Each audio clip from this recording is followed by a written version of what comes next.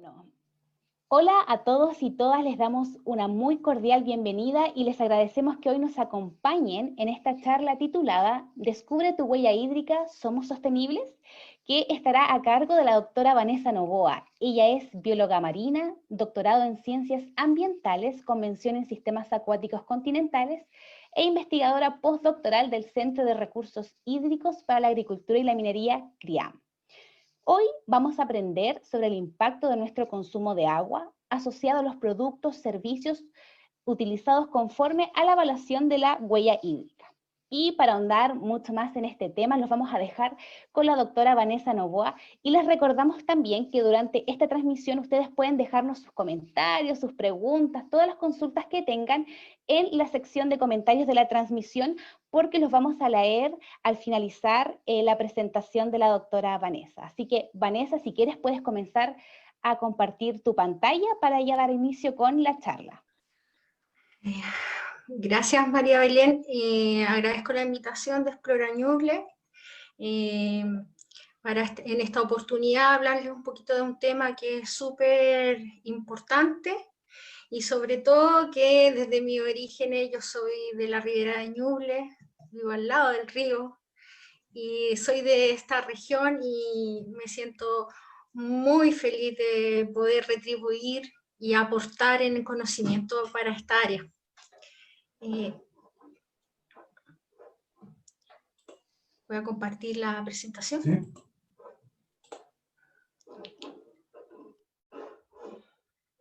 ¿Estás viendo la presentación?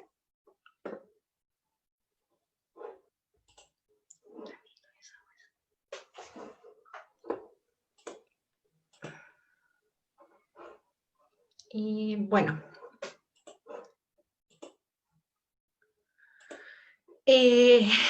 Para empezar, este tema está enmarcado del proyecto Fondesit Postdoctorado 2020, el cual patrocina el doctor Octavio Rojas y además está enlazado con el trabajo que estamos haciendo desde el Centro de Recursos Hídricos para la Agricultura y Minería, patrocinado por el doctor José Luis Arumi.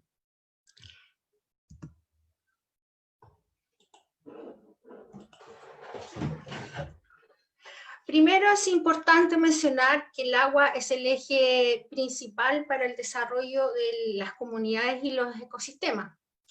Provee de una larga gama de servicios ecosistémicos de soporte, provisión, cultura y regulación. Además, asegura la reducción de la pobreza, el crecimiento económico y la protección ambiental. No está más decir que el agua es un recurso natural que cubre 3/4 partes de la superficie de la Tierra. Esto quiere decir un 97,5% aproximado de agua salada y el resto del porcentaje, que es el 2,5% de agua dulce. Pero esta agua dulce está en diferentes compartimientos. Esto quiere decir 69% en casquetes polares, un 30% de aguas subterráneas.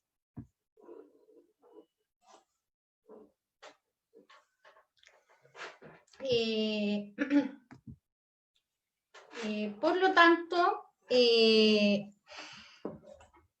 lo que nos queda como recurso natural para el consumo humano es el 0,4%. Esto es almacenada en ríos, lagos, atmósfera o humedad del suelo. Además, esto también está en diferentes compartimientos. Esto es un 2% ríos, 11% pantanos, un 87% lagos. Y de ese pequeño porcentaje nos queda el 0,07% para el consumo humano. Pero ¿qué sucede? Ahora en la actualidad somos alrededor de 7,4 billones de personas y este 0,07% para consumo humano se tiene que repartir para todos. Por lo tanto, el agua se consideró por mucho tiempo un recurso renovable, pero sin embargo, múltiples factores por ejemplo, flujos de captación, demandas, tendencias climáticas, ponen en manifiesto la existencia de límites en la disponibilidad y en la apropiación de los recursos como un recurso escaso y vulnerable.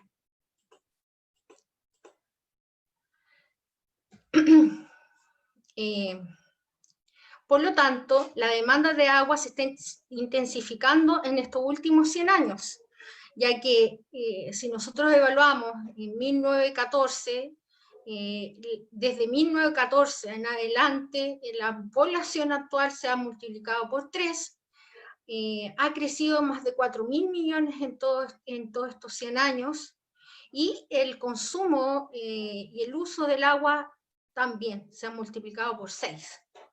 Esto, si nosotros lo vemos en la gráfica en la mano derecha, vemos el uso global del agua dulce a largo plazo, las extracciones de agua dulce por las diferentes áreas de consumo se están aumentando significativamente.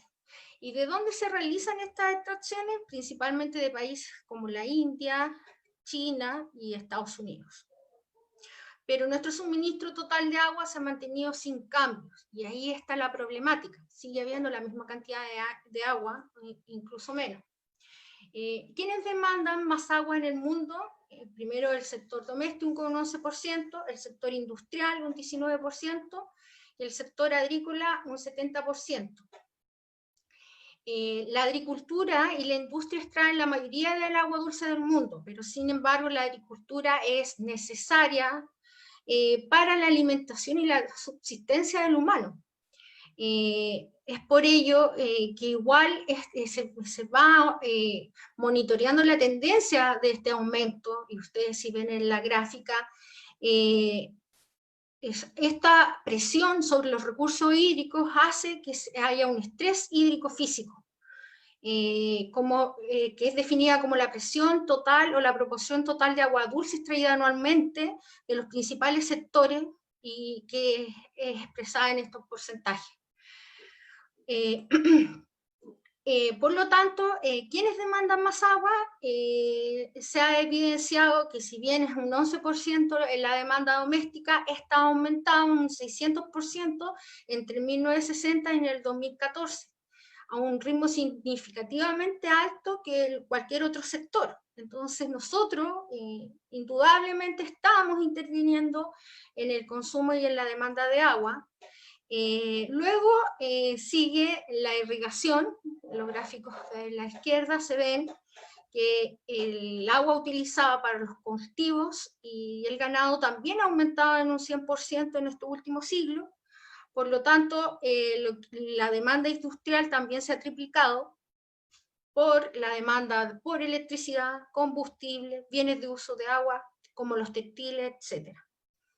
Por lo tanto, igual, considerando que aumenta la cantidad de personas, más hogares, más ciudades en crecimiento requieren más agua.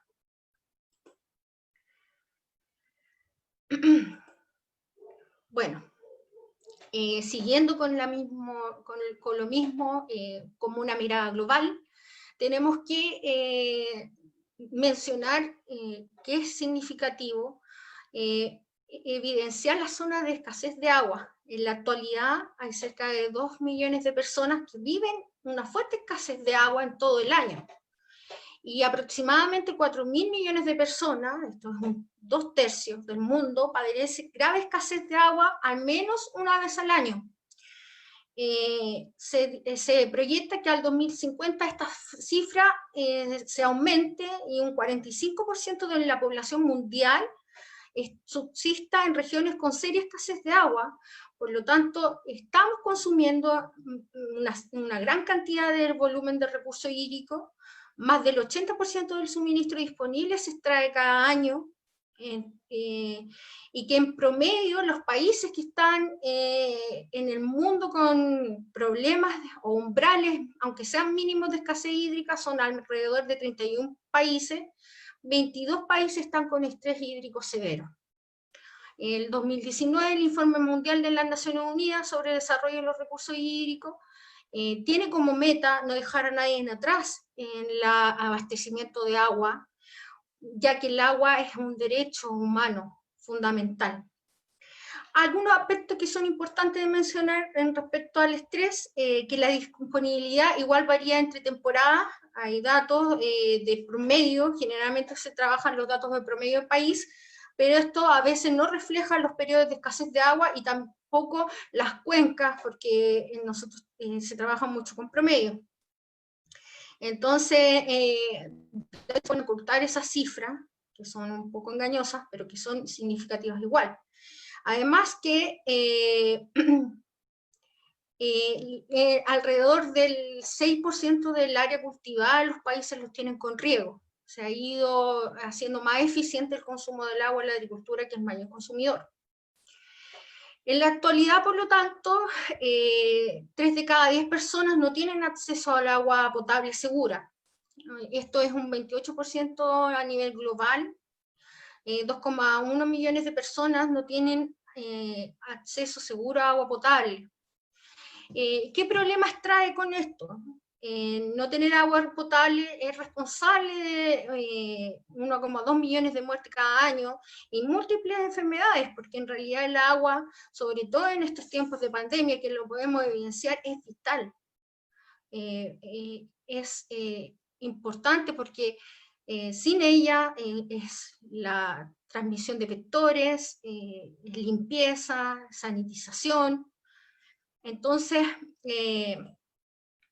también 6 de cada 10 personas no tienen acceso a servicios de saneamiento seguro. ¿Qué quiere decir esto? No tener una fuente mejorada de segura a servicios de saneamiento es no tener alcantarillado, no tener infraestructura. Esto quiere decir que 9% de la persona a nivel global no tiene una fuente mejorada de aquello. A lo mejor para nosotros es algo tan básico, pero para el resto del mundo no es así. Los países más afectados, África, Asia del Sur, Noráfrica, también, y los países que tienen problemas con acceso a fuentes mejoradas, es casi el 9%, como les dije anteriormente. Pero ¿cuáles son los factores que intervienen en la disponibilidad hídrica? La disponibilidad hídrica está afectada principalmente por factores naturales y factores antrópicos. Es necesario separarlos un poco, porque factores naturales está principalmente la variabilidad climática, el cambio climático, y los antrópicos tenemos los sistemas de riego a gran escala y los procesos asociados a transformaciones de uso de suelo. A nivel global, si uno ve la gráfica, para ilustrar más o menos la proporción que nosotros tenemos, del 30% de la Tierra que es de la superficie terrestre, el 71% es la superficie habitable. De esta, el resto son los glaciares, la tierra estéril, y de esta tierra habitable, el 50% está cultivada. Estos son 51 millones de kilómetros cuadrados de agricultura, que es la superficie global, esto es un 38%, es bastante, como uso de suelo. También tenemos que las plantaciones forestales en un 37%, y de ahí se separa un 7% de los bosques, las plantaciones forestales.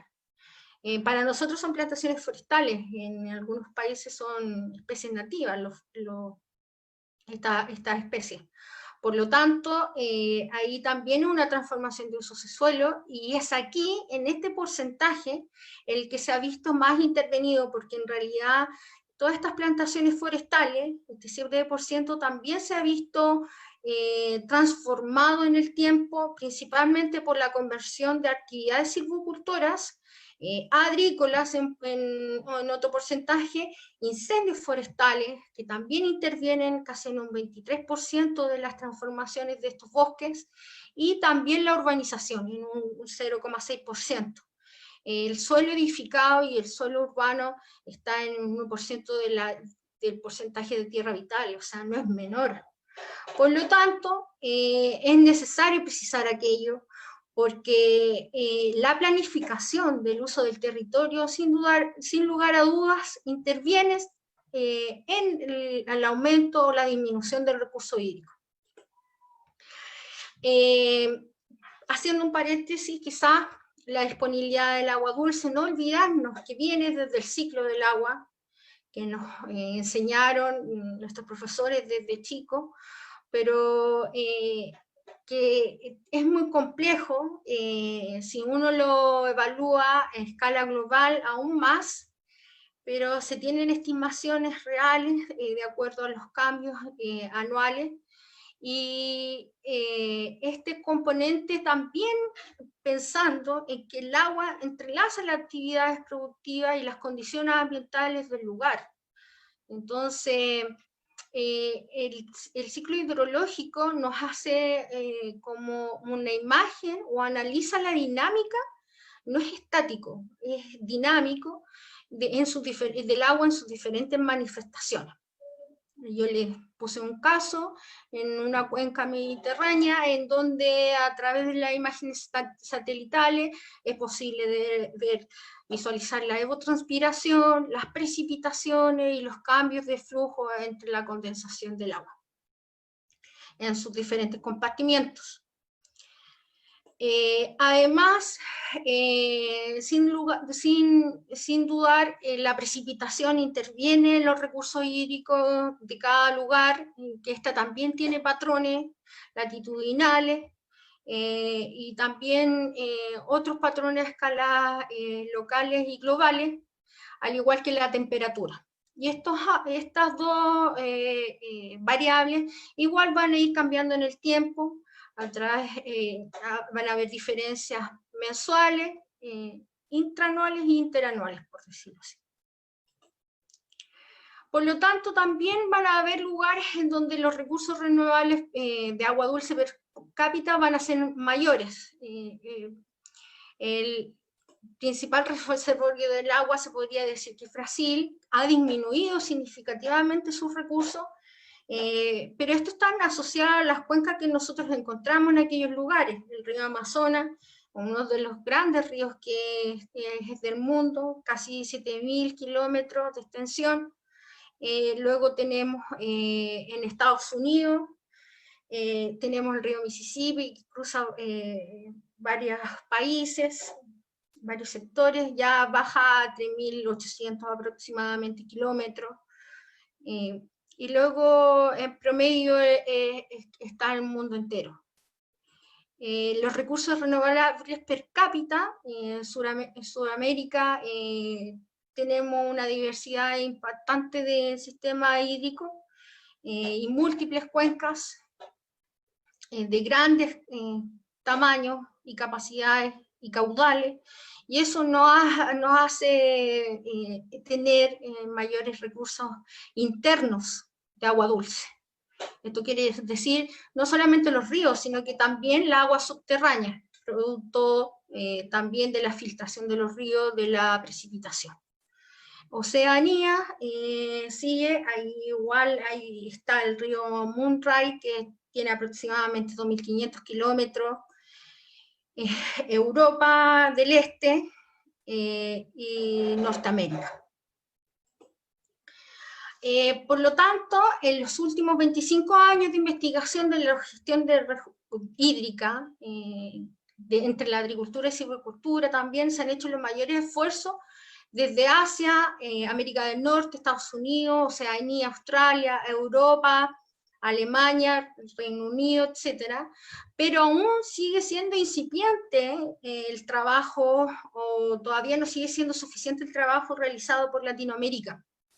Por lo tanto, aquí hay una brecha también significativa en cuanto a la investigación. Estos artículos se analizaron más de 2.000, casi 2.100 artículos publicados entre el 93 y el 2017, y hay también un porcentaje con un enfoque hacia las ciencias sociales, hacia la economía, a la administración, o un enfoque multidisciplinario en menor proporción.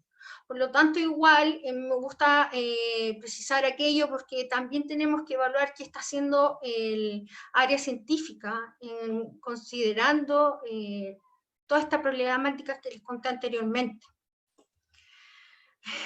Por lo tanto, de acuerdo a las proyecciones globales, si se gestiona el agua como se está haciendo hasta ahora, al 2030 habrá un déficit global de un 40% de la demanda respecto al consumo. ¿Y qué ha impulsado este aumento exponencial en el consumo del agua? Esa es una buena pregunta. ¿Y qué se puede hacer para abordar nuestros desafíos relacionados con el agua? Por lo tanto, es crucial ahora reconocer estas sinergias entre los sistemas productivos, la intervención entre el balance hidrológico y desarrollar herramientas efectivas que nos ayuden a evaluar y a cuantificar los impactos, no solamente de la variabilidad climática, sino también las de las transformaciones del territorio. Me gusta mencionar esta reflexión cuando también hablamos del agua, porque si bien la crisis es un episodio, a lo mejor como el ciclo hidrológico es variable y es dinámico, puede que sea solo un momento de cambio y a lo mejor muy radical y rupturar lo que uno está acostumbrado, sea en un sentido positivo o negativo. Cuando los cambios son realmente lentos, uno se va acondicionando y va aceptando estas situaciones quizás no deseadas como que si fueran normales. No se perciben a largo plazo los cambios que van aconteciendo paulatinamente hasta llegar a una situación denominada crítica. Y esto es también lo que está sucediendo con el recurso hídrico. Quizás nos vamos acondicionando a esta situación de sequía o de escasez de agua y lo vamos normalizando. Y en esta normalización no estamos actuando como es debido en el tiempo que corresponde y no estamos enfrentando el problema. Por eso uno de los desafíos a nivel global es alcanzar la sostenibilidad hídrica. ¿Y cómo la alcanzamos? Primero, entender que la sostenibilidad hídrica es la satisfacción de la demanda actual del agua para todos los usuarios, sin perjudicar el suministro futuro, además de contribuir al propósito de la sociedad, manteniendo la integridad ecológica, ambiental e hidrológica, siendo esta equitativa, eficiente, de calidad y de cantidad. Este concepto, si bien es bien general, considera o incluye puntos significativos porque estamos hablando de generaciones presentes y generaciones futuras, pensando en las generaciones que van a venir en el mañana, en el valor del suministro del agua, en los límites de las extracciones y en la adaptabilidad para hacer frente a los riesgos. Por lo tanto, en estas regiones en donde hay problemas de escasez, es prioritario implementar una política hídrica consensuada con todos los actores de interés, en donde podemos evaluar el recurso hídrico a través de indicadores que reflejen dicha variabilidad natural y de los flujos de captación, como lo considera la huella hídrica que vamos a hablar más adelante y que tenemos estos minutos para conversar. Pero antes yo quisiera mencionar qué pasa en nuestro país. Quiero explicarle un poco que también sufrimos de una crisis del agua y que tiene diferentes forzantes, el cambio climático y la variabilidad natural.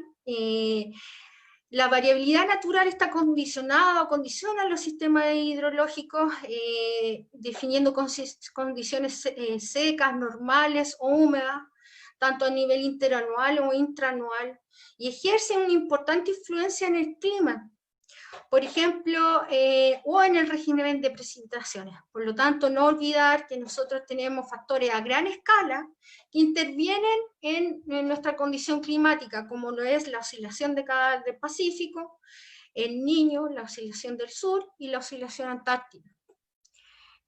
Dicho esto, en nuestro país hay un aumento de temperatura entre un 0,5 a 1,5% sobre, o sea, 1 grados sobre el promedio histórico, Y es por eso que no nos deja de llamar la atención temperaturas máximas registradas, por ejemplo, salió en la noticia hace poco, en Santiago el año pasado se llegó a registrar en esta ciudad cercano a los 38,3 grados Celsius, situación que no había sucedido entre el 1912 al 2019, donde están los registros. Por lo mismo, Chile ha sido denominado como uno de los 30 países con mayor riesgo hídrico en el mundo, y situación que se verá agravada de acuerdo a los escenarios más o menos favorables de cambio climático. ¿Ya? Además, tenemos un periodo de sequía iniciado hace más de 13 años, desde el 2007 en adelante, entre las regiones de Coquimbo y la Araucanía, y no olvidar también que hay determinantes climáticos que intervienen también en estas condiciones de precipitación, aumento o disminución de precipitación. La sequía también tiene relación a eso, de acuerdo al indicador de las estaciones con disminución o superávit de precipitación. Tenemos el anticiclón subtropical de Pacífico Sur, sistema migratorio de baja o alta presión asociada a sistemas frontales, la cordillera de los Andes, que aísla al país de las masas de aires continentales, la corriente fría de Humboldt, que tiende a homogeneizar la temperatura a lo largo de la costa, y el fenómeno del niño y niña. Por lo tanto, para el año recién pasado se han registrado, o sea, para este año según fuente de Dirección Meteorológica de Chile, hay un déficit de precipitaciones entre un 20 y un 30% entre Valparaíso y los lagos entre abril y junio. Mencionar que nuestro país tiene un rango de precipitaciones espaciales y temporales en función a la altitud y los factores de relieve también. Otro factor que interviene en la crisis del agua en nuestro país son las demandas. Y tenemos diferentes tipos de demandas de agua. Si nosotros lo analizamos por sector económico, el sector silvoagropecuario es el que más demanda agua, principalmente en la zona central, en donde se realizan los cultivos más extensivos, y esto representa un 73% del total de agua tomada de forma directa. Para regar se están regando en la actualidad 1,1 millones de hectáreas con riego tecnificado, esto es un 90% de consumo indirecto, que es el agua transpirada y no de vuelta al sistema. Generalmente también tenemos mucha agricultura de secano. Entonces, sin embargo, se ha estimado que haber un aumento sostenido de un 4% de la superficie agrícola, y que además el riego tecnificado ha permitido la expansión de los cultivos hacia regiones antes no explotadas por la agricultura. Entonces no es de extrañarnos que nosotros ahora veamos cultivos en las laderas de los cerros, o en lugares, en las riberas de los ríos, o en lugares en donde nosotros antes no estábamos acostumbrados a cultivar. Y eso también ha interrumpido la recarga natural del agua de los acuíferos. Por lo tanto, va a aumentar la necesidad de riego a unos 4.000 millones de metros cúbicos adicionales en los próximos 40 años. Y los productos agrícolas son fundamentales. Nosotros vivimos de aquello. Entonces, es justificado, pero tenemos que evaluar bien cómo lo estamos realizando. Otro sector que consume un 9% de la minería es la minería, y está sobre todo en la región del norte, y también tenemos la sexta región, en donde se ubican las principales mineras. Pero en realidad el problema a lo mejor no es la cantidad del agua que ocupaba la minería, es que en donde están ubicadas estos sistemas es donde están los sectores con situaciones de estrés hídrico extremo. No hay agua, ahí está la problemática.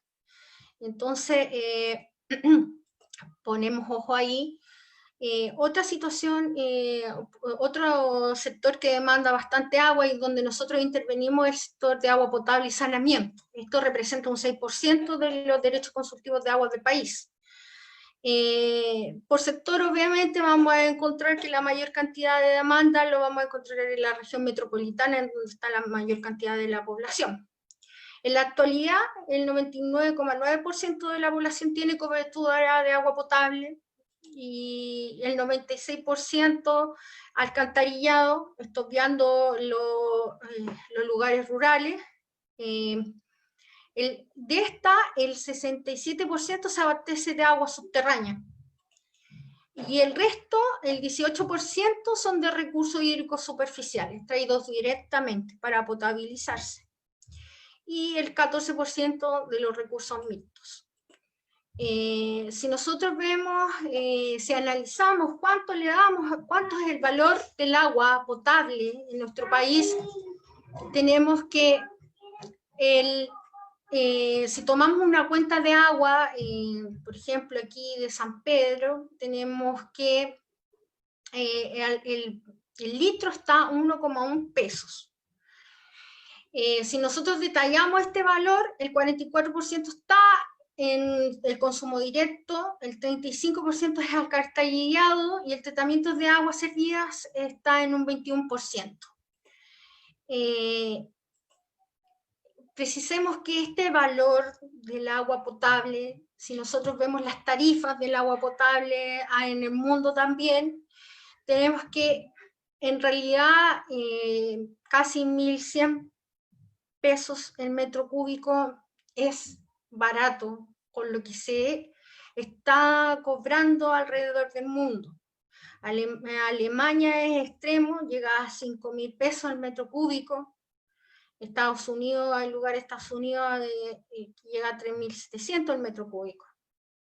Luego tenemos España, 3.400 aproximados el metro cúbico. Y en Latinoamérica está más equiparado. Uruguay está en 950 pesos, Paraguay 400, Brasil 1.500, Colombia 1.200 pesos el metro cúbico. Por lo tanto, estamos bajo dentro de los países latinoamericanos, pero este promedio, este valor promedio en realidad dentro de los países de la ORDE está bien, pero si nosotros lo analizamos por ciudades, vamos a también encontrar diferencias en las tarifas, y encontrando así Coyhaique pagando casi 2.500 el metro cúbico, Antofagasta lo mismo, Iquique 1.900 pesos el metro cúbico. En cambio, Santiago, 1.097 pesos metro cúbico. Estos son valores aproximados que pueden ir cambiando. Este es un informe emitido por la Superintendencia de Servicios Sanitarios, incluso estaba en valores de dólar. Por lo tanto, quizás igual ahí pueden haber algunas diferencias, pero es algo en lo cual nosotros tenemos que analizar también.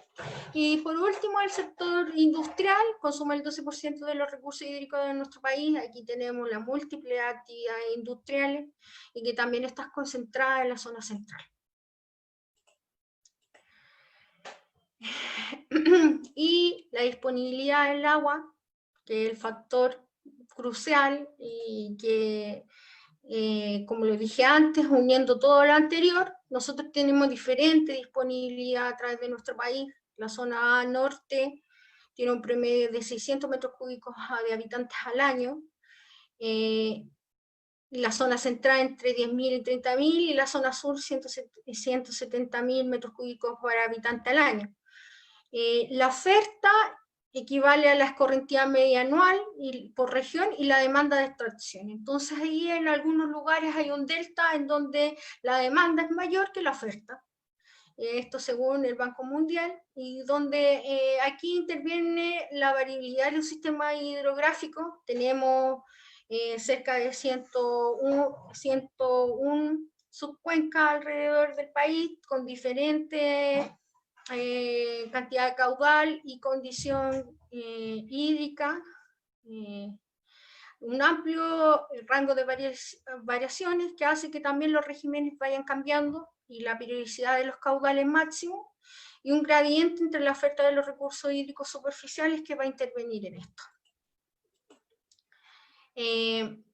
La crisis del agua, sin duda, como lo han dicho diferentes investigadores, además gestores de este tema, la problemática también viene de la mano de una falta de gestión, que es importante considerarla. Cuando hablamos de falta de gestión, mencionamos inmediatamente la política hídrica que tiene nuestro país, hecha en el año 2015, en donde sostenibilidad fue mencionado solamente 3 veces, a pesar que se encuentra dentro de uno de los objetivos. Solo hay algunas medidas, no hay nada de monitoreo de indicadores. En la actualidad, la Dirección General de Aguas tiene la capacidad de relacionar la insostenibilidad de acuerdo a instrumentos de protección ambiental, como lo es las áreas de restricción, la declaración de agotamiento, áreas de, zonas de prohibición, decretos de reserva de caudales, decretos de escasez hídrica. Pero en realidad estos instrumentos de protección ambiental también tienen limitaciones, no entregan necesariamente muchos recursos económicos para poder apalear un poco esa condición hídrica crítica de estos lugares, y es por un periodo de tiempo. Entonces, el modelo del agua de nuestro país considera el agua como un bien nacional de uso público. Por lo tanto, es necesario que las medidas también sean un poco críticos, que han sido insuficientes para mejorar los problemas de escasez en algunas regiones, que es serio. Uniendo lo anterior, se asocia a la huella hídrica, porque ¿cómo podemos analizar las problemáticas hídricos? Con un enfoque holístico, considerando aspectos técnicos, ambientales, socioeconómicos, de forma innovadora, estandarizada, y a través de este indicador. Hay otros indicadores, pero esto nos proporciona bastantes herramientas, ya que une los consumos, los efectos antrópicos, la contaminación, la escasez del agua, los usos, los relaciona con los flujos naturales, con la capacidad de carga de una cuenca, las características climáticas de esta, del lugar o de un área, balances hídricos, precipitaciones, transporte del agua. El concepto de la huella hídrica nació o fue presentado por OESTRA en el año 2002, en una convención internacional, en donde este grupo de expertos presentó por primera vez el indicador, pero como una forma de medición del agua virtual. El agua virtual fue un concepto presentado por Alan en el 1993 y luego fue modificándose. Es necesario precisar esto, ya que lamentablemente el año pasado falleció este autor, y gran parte de la metodología y las descripciones y en realidad las métricas y los mejoramientos de los manuales también fueron realizados por él. Por lo tanto, estas mejoras es para que sea un indicador integral, multidimensional, que nos ayude en las certificaciones ambientales, en sensibilizar y educar a la población con respecto a los consumos individuales, porque cobran fuerza, contribuir al cumplimiento de las exigencias legales existentes, apoyar las futuras políticas en relación al recurso hídrico, y comprender los efectos de este consumo, informar en la toma de decisiones. El concepto de huella hídrica, primero, es para estimar la utilización del agua invertido en un bien asociado a diferentes sectores de la actividad económica, ayuda a abordar el desequilibrio, la oferta y la demanda de los diferentes flujos de agua, es un indicador geográfico y temporalmente explícito, se mide en términos de volumen de cantidad de agua consumida o contaminada por unidad de tiempo, y además requiere información sobre el balance hídrico la dinámica de la vegetación y las necesidades antrópicas. Es por eso que también es posible evaluar la sostenibilidad a través de este indicador, ya que nos permite determinar límites de consumo. ¿Cuáles son sus principales fundamentos? Integra el uso y la escasez del agua dulce de acuerdo a las diferentes fuentes de suministro. Esto es el flujo del agua verde, azul y gris. Además comprende el vínculo entre los recursos hídricos y sus impactos entre los consumos. Esto quiere decir que se logró la Organización Internacional de Normalización, la ISO, logró generar una herramienta, un instructivo, una normativa, que es la ISO 14046, en la cual es posible que las organizaciones evalúen su huella y reconocen las tasas de renovación de agua dulce que son limitadas, siendo necesario incluir estas limitaciones en relación a los patrones de consumo, producción y comercio, las que se han incorporado a través de la fijación de límites globales. Esto es el concepto de huella ecológica, que es generado en la década de los 90. Y también considera el agua dulce como un recurso global. O sea, y esto yo creo que es lo más importante, porque al considerarse un recurso global, estamos diciendo que la sostenibilidad radica en que las personas pueden hacer un uso directo en el lugar o indirecto en otros lugares a través del comercio mundial. Entonces, a través de la huella virtual, es posible de identificar hacia dónde van estos, dónde interviene el consumo, como un mundo globalizado y que interactúa. Por lo tanto, cuando yo les mencionaba los flujos, las fuentes de agua que tienen la huella hídrica, tenemos que la cantidad de precipitación es limitada en el tiempo. ¿Y qué quiere decir los flujos de agua azul? Es la cantidad de precipitación que toma la ruta por escorrentía a través de los ríos como agua superficial o infiltrada como agua subterránea. Ese se denomina flujo de agua azul. Está entre un 38 y un 45%. El flujo de agua verde es un 68 un 55%, que es el agua que corresponde a la precipitación que se almacena temporalmente en el suelo y es interceptada por la vegetación. Finalmente fluye de regreso a la atmósfera como evotranspiración. Y esa cantidad de agua exportada de nuevo a la atmósfera es posible de evaluar.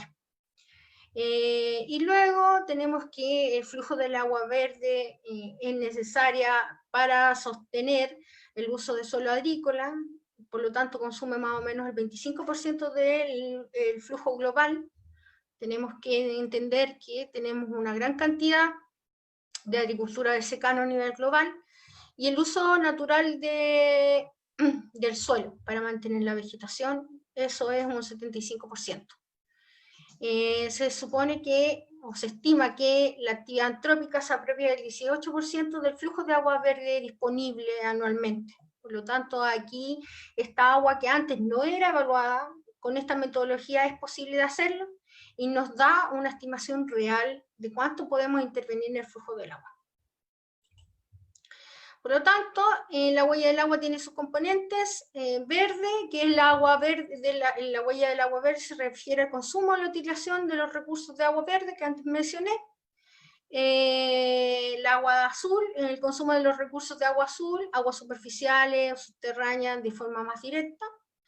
Y el agua gris, el consumo de agua, el volumen del agua consumida para disminuir la cantidad o asimilar la cantidad de contaminantes de acuerdo a las normativas de calidad ambientales. Y aquí en la gráfica podemos ver que la precipitación toma diferentes rutas de acuerdo a los flujos de agua y eso es lo que evaluar esta metodología. Por lo tanto, ejemplificando un poco más este indicador, ya que yo les dije que es posible de medirse en las diferentes escalas de análisis, la huella hídrica de un proceso puede ser el volumen de agua en el tiempo, de acuerdo a la necesidad de fabricación de un producto. Para ello tengo algunos ejemplos. Necesitamos 1800 litros para 1 kilo de pasta, y de esta, un 70% de huella del agua azul, verde, un 19% azul y un 11% gris. Y voy a mencionar el primer ejemplo para que ustedes sea más fácil visualizarlo más adelante. Un kilo de arroz son 2.500 litros, un kilo de azúcar 2.900 litros, un kilo de pan 1.600 litros, un kilo de queso son 3.200 litros, un kilo de huevo, esto podría ser por unidad, pero lo dejé por kilo, 3.300 litros, un kilo de mantequilla, 5.500 litros de aguas. Aquí los flujos o la cantidad de agua de acuerdo a la huella van a ir variando de acuerdo al producto también. Obviamente que los productos que son cultivados van a consumir mayor cantidad de agua del flujo verde, y esto es fácil de visualizar. Este esquema lo realicé más que nada porque cuando realizaba las charlas de Explora a los niños en los colegios, ellos me decían, pero es posible que yo estruje, no sé, un choclo y me salgan 1.000 y tantos litros. No, les decía yo, es la cantidad de agua que necesita para, y que es consumida para producir ese kilo de choclo en este caso. Considerando todo el cultivo, la etapa del crecimiento del cultivo, que también considera esta metodología, el KC del crecimiento, las variables de suelo, la cantidad de precipitación, los flujos de evaporación y evapotranspiración, el riego, el fertilizante utilizado, y eso de acuerdo a las características de la planta y lo que necesita y las necesidades hídricas de los cultivos. De acuerdo a ese requerimiento, uno puede evaluar que 1 kilo de choclo son 1.200 litros aproximadamente, y de esa un 51% es huella del agua verde, un 19% huella del agua gris y un 30% huella del agua azul. Cuando nosotros evaluamos la huella hídrica de productos, tenemos el tomate, las papas, las manzanas son 800 litros por 1 kilo, las naranjas, algo un poco similar, los plátanos, las paltas, las uvas, los duraznos, los olivos, las verduras, los vegetales. Esto también es algo referencial, porque va a cambiar mucho en donde nosotros cultivemos estos productos. Pero hay productos que consumen más, sin lugar a dudas, hay productos que consumen más que otros. Ya cuando son productos elaborados, por ejemplo, un vaso de naranja ya son 170 litros, un vaso de jugo de manzana son 190 litros, un vaso de leche son 200 litros, una taza de té son 35 litros de agua, una taza de café son 140 litros de agua. Hay algunos productos también que se pueden analizar de acuerdo a 208 litros por vaso. Cuando un vaso plástico se considera la tapa, la copa, la energía, el envoltorio, el agua, el azúcar, la leche y el café. Eso es lo que considera todo para llegar a ese valor. Se los muestro como ejemplo. La carne son 15.500 litros, la carne de cerdo 5.000 litros. Aquí igual hay una diferencia sustancial en cuanto a el tipo de carne. Por lo anterior, igual Oestra en sus últimos trabajos presentados tenía el desafío en cambiar un poco la pirámide alimenticia, que generalmente en el extremo, en lo superior estaba la carne. En realidad nosotros deberíamos comer de mayor cantidad los vegetales, que son los que consumen menor cantidad de agua, y dejar a los productos que son mayor consumidores de agua para producirlo en un espacio más inferior. Cambiar esas percepciones que son de consumo. Una papa frita, un chocolate, una hamburguesa. Con esto también estamos sensibilizando un poco nuestras mismas decisiones. Quizá no para consumir estos productos con culpa de que tengan una gran cantidad de agua, sino que al contrario, que seamos responsables de no consumirlos o de botarlos. Aquí hace poco en Chile hubo un informe de las grandes cantidades de alimentos que son desperdiciados año a año, entonces no podemos ser tan irresponsables con no solamente con que ese alimento podría reutilizarse, sino que también nosotros decidimos en estos patrones de consumo. También nuestro útil diario, un zapato son 8.600 litros de agua, una polera son 2.500 litros de agua, un pantalón son 8.000 litros de agua. Entonces es necesario también que evaluemos, o sea, hay gente que tiene unas casas enormes con closet, con ropa. ¿Es necesario? ¿Se considera cuánta agua es necesaria para esa ropa? Yo creo que hay que cambiar un poco la percepción de esta cultura quizás, consumista por lo demás. Un computador son 20.000 litros de agua, un celular son 12.000 litros, una hoja son 10 litros de agua. Por eso yo también los invito a que, si no es necesario cambiar el celular, aguantemos, la tecnología igual va a ir avanzando, pero demos mayor uso a los productos.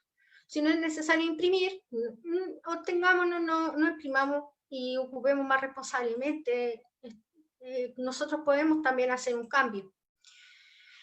Cuando hablamos de las empresas también se están certificando. Hay varias empresas que han puesto mucho energía en evaluar su consumo hídrico para disminuir y obtener metas a través de los años. Pero no olvidarnos que también las empresas generan cosas para nosotros mismos que somos los consumidores. Entonces, también las empresas consideran todo el ciclo de vida de los productos, que es el transporte, la producción, la comercialización. En la actualidad hay un etiquetado ambiental que es para bosques sustentables, que yo creo que lo han visto en las etiquetas de la ropa, pero aún no hay un etiquetado que tenga que ver con el consumo de agua para la producción de esos productos. Esperemos que más adelante sí lo haya, para que nosotros también podamos elegir y tengamos decisión a través de eso. Globalmente también hay una media de 1.200 metros cúbicos por persona al año como huella del agua. Y esta media en realidad tiene que ver que hay países que consumen 7.800 litros día, como Estados Unidos, que son muy consumidores de agua dentro de esta metodología como indicador, como huella hídrica per cápita. España también lo es, Brasil, Rusia, yo lo puse por referencia. Chile ha sido evaluado como entre 1.200 litros diarios per cápita.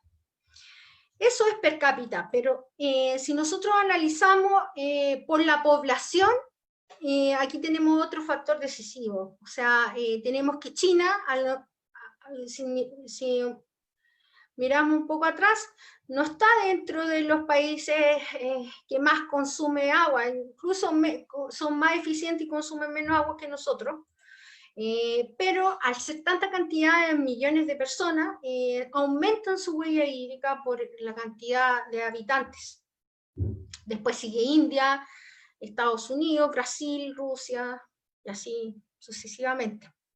Por lo tanto, también separando un poco estos consumos, es posible que identificar en este gráfico de redes en realidad qué productos son los que más consumen estas grandes urbes y quiénes son los países que son más exportadores o más consumidores e importadores de agua. Y hay top de importadores como Estados Unidos, Germania, Italia, México, Japón, y exportadores como Brasil, Australia, Estados Unidos también, Argentina, India, que generalmente está asociada a los consumos, a los productos agrícolas. La huella del mundo está estimada en unos 9.000 gigametros cúbicos al año, de esa en un 74% de huella hídrica verde, luego azul en un 11% y luego gris en un 15%.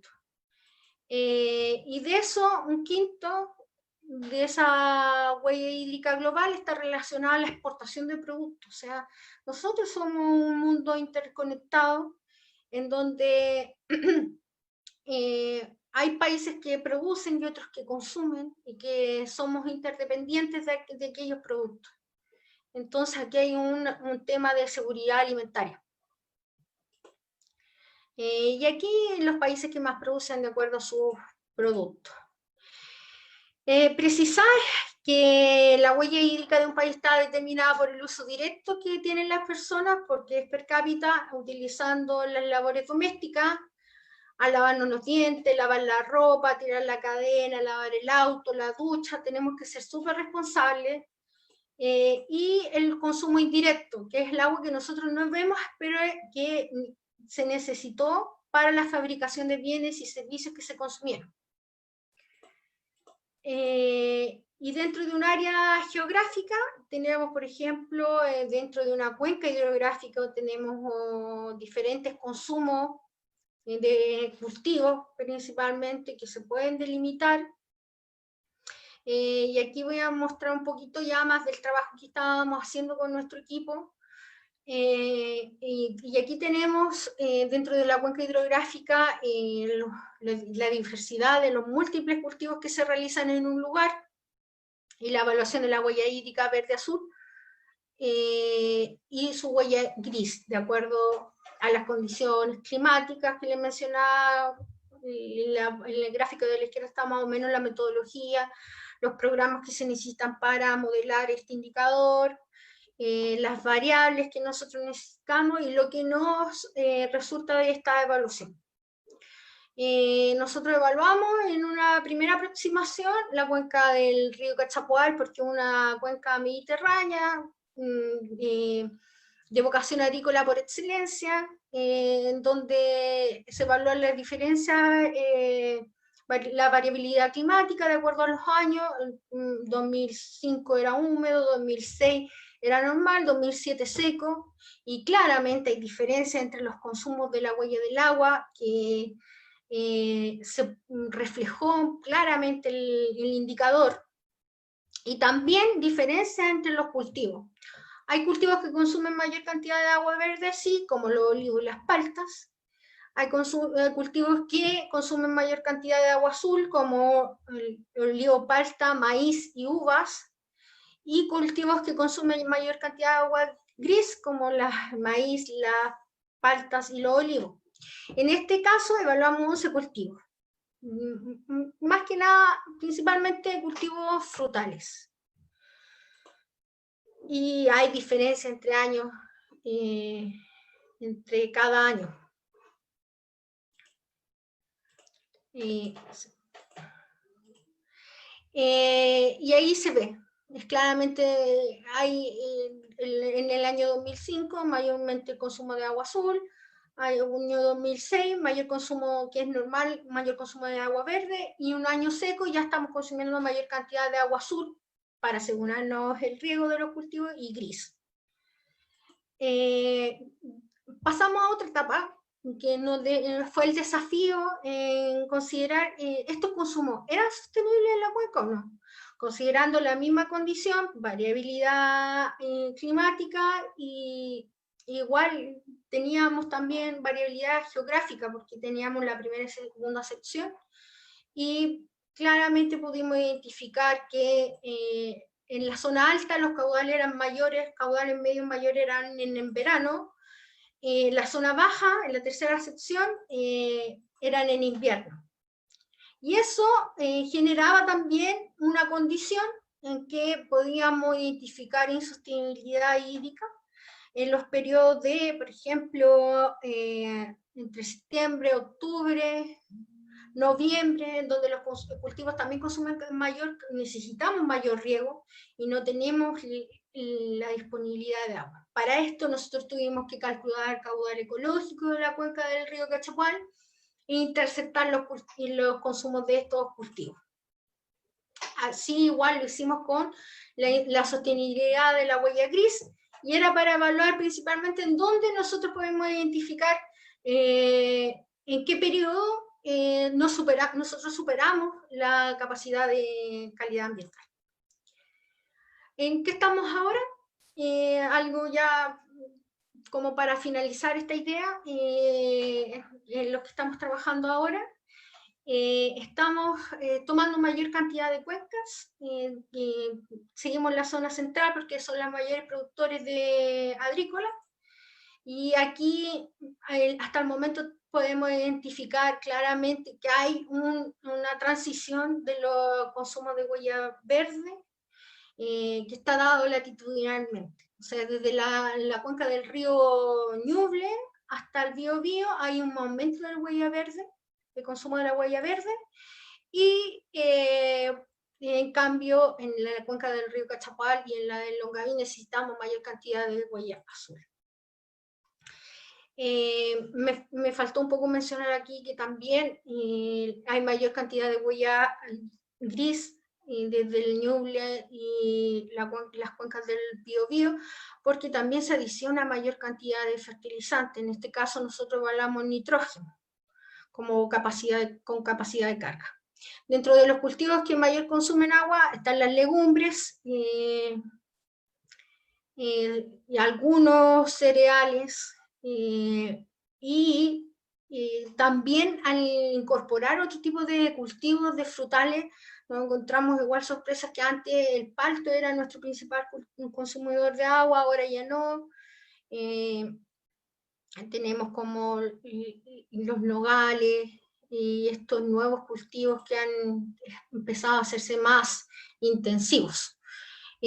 También evaluamos la huella hídrica virtual desde de estas 4 regiones en el año 2017 y 2018. La región de O'Higgins es la que mayor exporta a los diferentes continentes, principalmente Norteamérica, Asia, Sudamérica, Europa. Pero la región del Maule no se queda atrás, igual llega con estos productos a todos los continentes, con los productos que se ven ahí en la izquierda. Algunos productos, por ejemplo, son más como bolita, por decirlo así. La manzana llega de los 116 países evaluados, casi todos. Hay otros cultivos que en realidad, por ejemplo, los cerezos, llegan a ciertos mercados, principalmente Asia. Ya ha habido un aumento de más, casi de cerca de la mitad. Pasamos de 320 millones de metros cúbicos anuales a 4.600 millones de metros cúbicos anuales al año. O sea, vamos aumentando sostenidamente de acuerdo al aumento de las exportaciones también. Hay países con nuestras exportaciones que tienen mayor cantidad de huella hídrica, y eso se hace en cargo cada país. Estados Unidos y China son donde llegan nuestros principales cultivos, y las regiones que mayores exportan en la región de O'Higgins y a los países que antes les mencionaba. Igual hay mercados que son nuevos, África, ciertos cultivos, Europa aumentan sostenidamente. Aquí es fundamental los tratados internacionales de comercio que intervienen también en esto. Un cultivo que nos llama la atención, que no se exportan en estas regiones casi nada, las papas y las sandías no se exportan. Y los cereales también, súper poco lo que nosotros como país exportamos. Como conclusión, más o menos redondeando lo que les comentaba anteriormente, la agricultura de nuestro país necesita gran cantidad de agua, La zona central produce el 25% de la agricultura total del país, interna. Entonces, casi el 50% de esta superficie es de agricultura de regadío. Por lo tanto, y está basada principalmente en cultivo de frutales y de cereales. Pero sin embargo, en la zona que presenta una fuerte estacionalidad de precipitación, con la mayor cantidad de precipitaciones en invierno frío y húmedo, esto quiere decir los meses de mayo y agosto de esta zona. Por lo tanto, aquí las condiciones climáticas son transformadoras de los territorios, por decirlo así, y son factores claves la cantidad de agua necesaria para producir cultivos con alto valor y rendimiento. Por lo tanto, en los últimos años necesitamos, ha incrementado las exportaciones de fruta, han disminuido la legumbre y los cereales. Aquí igual es decisivo, porque cuando nosotros hablamos de seguridad alimentaria, los cereales son fuente alimenticia y proteica fundamental en la dieta, en una dieta balanceada. Pero también estos lugares han sido muy vulnerables al cambio climático. Por lo tanto, estos cultivos, estos rendimientos han ido disminuyendo. Para asegurarnos los rendimientos, adicionamos más fertilizantes, y no es esa tampoco la idea. Por lo tanto, hay opciones más sostenibles para la agricultura, trasladar los cultivos que consumen mayormente a otros territorios con mayor disponibilidad, elegir cultivos que consuman menos, calendarios de siembra, cultivos más resistentes a la sequía, reutilizar agua tratada, reciclar, desalar, obtener otras fuentes de agua como cosecha de acuíferos, etcétera, que mucha gente ha estado trabajando en esos temas. Y además es necesario también mirar el futuro de forma optimista y pensar que podemos gestionar y consumir de forma sostenible para manejar eficientemente la distribución de recursos hídricos y mantener el fundamental equilibrio entre la oferta y la demanda. Agradecer este trabajo al financiamiento proporcionado por CRIAM, al proyecto Fondesit Postdoctorado año 2020, número 3200891, al doctor Octavio Rojas, parte del equipo de trabajo fundamental, al doctor José Luis Arumi, de igual forma trabajamos en estos resultados, y al resto del equipo de trabajo también, y a María Belén Bascur, que ha sido la coordinadora de esta charla. Si es que, y a la familia, obviamente. Si es que alguien tiene alguna pregunta, les agradezco su atención al respecto. Bueno, Vanessa, muchísimas gracias por habernos ilustrado y también habernos graficado con tanto detalle la importancia de esta herramienta, en qué consiste y por qué también es vital considerarla pensando y buscando en que tengamos un consumo mucho más consciente del recurso hídrico, que como tú bien decías, nuestro país se encuentra y está dentro del ranking de los países con mayor estrechez hídrica. Hay problemas, como también tú mencionabas, el tema de la gestión, el tema de la regulación, pero también es verdad que estamos frente a una mega sequía que ya estamos arrastrando desde hace más de 10 años. Mira, en virtud del tiempo, te vamos a hacer solo una breve pregunta, y es que le resumas a la gente en la casa cuáles son las recomendaciones o qué recomiendas tú que podríamos hacer para poder disminuir o ser más conscientes, ¿cierto? Disminuir la huella hídrica a modo casero, digamos, en nuestras casas. ¿Qué cosas podríamos hacer, por ejemplo? Bueno, hay cosas que son básicas de nuestro comportamiento en realidad diario, que a los niños desde chico poderlo educar, de que sean más responsables en el tiempo de las duchas, en el lavado de manos, el lavado de dientes. Yo creo que de a poco ya lo hemos ido incorporando y somos más eficientes y ya no dejamos la llave corriendo. En el lavado de la ropa, en todo esto cotidiano, regar el pasto, lavar los autos, en ese consumo directo. pero yo creo que aquí ahora se suma algo súper fundamental, que es el consumo de alimentos. Es esa pérdida o ese botar de alimento, ese porcentaje que va asociado a una gran cantidad de agua para producirlo. Yo creo que ahí está el desafío también como individualmente. Mucha gente que bota los alimentos porque no les gusta, se les venció, o no sé, en las preparaciones les queda rico, qué sé yo, hay múltiples factores, pero aquí, ahí, yo creo que es el siguiente paso. Ya lo individual como que ya está como formado, los niños ya son conscientes.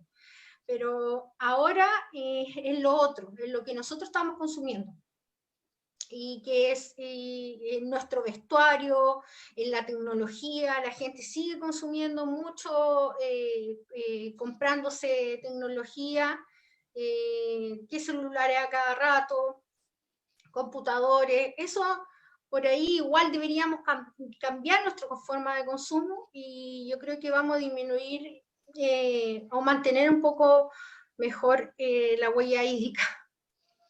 Perfecto, muchísimas gracias Vanessa por esta presentación que ha sido, bueno, te repito, súper clara, muy gráfica y también nos ha ayudado a tomar más conciencia, ¿cierto? A hacer un consumo mucho más responsable del agua, que es un bien vital y que sin ella la verdad no hay vida y todos los procesos dependen de ella. Así que bueno.